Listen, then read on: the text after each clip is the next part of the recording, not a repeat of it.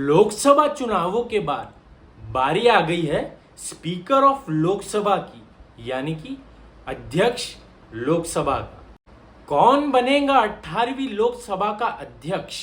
लगभग 3 महीनों के चुनावों के बाद क्या फिर से इस देश में चुनाव होंगे? क्या आपको दोबारा से अपना वोट यानी कि अपने मत का इस्तेमाल करना पड़ेगा? कैसे होते हैं लोकसभा अध्यक्ष के चुनाव? कैसे चुना जाता है हमारी संसद का मुखिया? जानते हैं लोकसभा अध्यक्ष के चुनावों के बारे में। नमस्कार, मेरा नाम है अमन पंचोली। इस नए एपिसोड में आपका स्वागत है।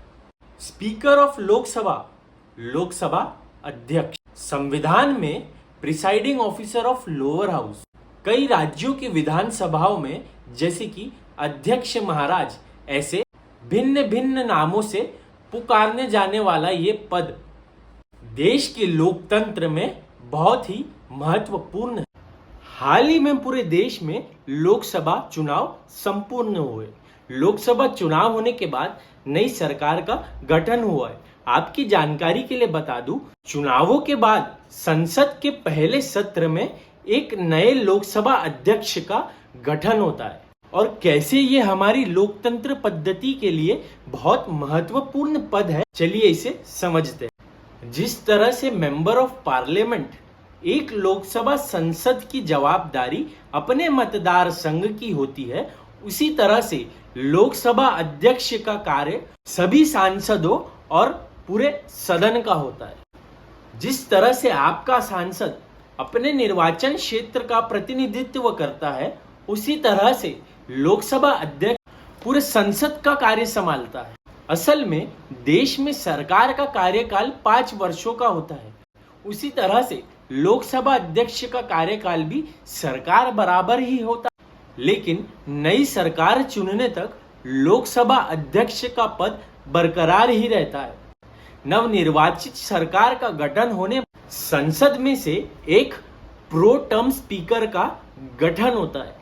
अब ये प्रो टर्म स्पीकर क्या है? पूरे सदन में ज्यादा अनुभवी, जो बहुत वर्षों से इस सदन का कार्यकाल देख रहा हो, ऐसे सांसद को प्रो टर्म स्पीकर बनाया जाता है। उस पहले सत्र की बैठक की अध्यक्षता प्रो टर्म स्पीकर के दायरे में ही होती है। उसके बाद सभी सांसदों के बहुमत से नई लोकसभा का अध्यक्ष चुना जाता है। अक्सर लोकसभा अध्यक्ष विजयी पक्ष का ही होता है, लेकिन विरोधी पक्ष से भी सलाह मशवरा करके इस पद के नाम को सुनिश्चित किया जाता है। इतिहास में तो 11वीं लोकसभा के अध्यक्ष एक विरोधी पक्ष के द्वारा ही बनाए गए थे। उनका नाम था P.A. संगमा। तो ये लोकसभा अध्यक्ष का पद हमारी लोकतंत्र पद्धति के लिए इतना महत्वपूर्ण क्यों है?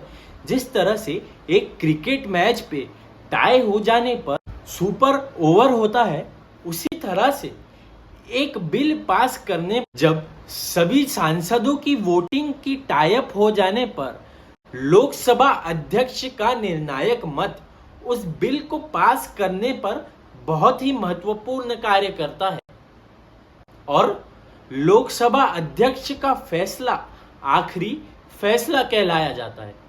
देश का पहला लोकसभा अध्यक्ष मावड़नकर से लेकर 17वीं लोकसभा के अध्यक्ष ओम बिरला तक देश में यह पद्धति जारी रही है।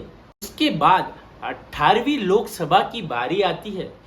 18वीं लोकसभा अध्यक्ष के चयन में प्रो टर्म स्पीकर का नाम कांग्रेस के एक बहुत ही अनुभवी सांसद के सुरेश का सामने आ रहा है। लोकसभा अध्यक्ष का नाम चयन करने के लिए नवनिर्वाचित केंद्र मंडल इस पर कई बैठक भी कर रहा है। तो कौन हो सकता है इस 18वीं लोकसभा का अध्यक्ष? इस पद की गरिमा देश के लोकतंत्र के लिए कितनी महत्वपूर्ण है और इसे कितनी जवाबदारी से निभाना पड़ता है, अब तक तो हमने देखा है, लेकिन इस 18वीं लोकसभा में कौन हो सकता है इस कुर्सी का हकदार? आपको क्या लगता है? कौन सा सीनियर सांसद, कौन से संसदीय क्षेत्र का ये सांसद होगा? अगर आपको पता हो तो कमेंट जरूर कीजिएगा और वीडियो से कुछ नई जानकारी मिली हो तो इसे शेयर कीजिएगा। नमस्कार।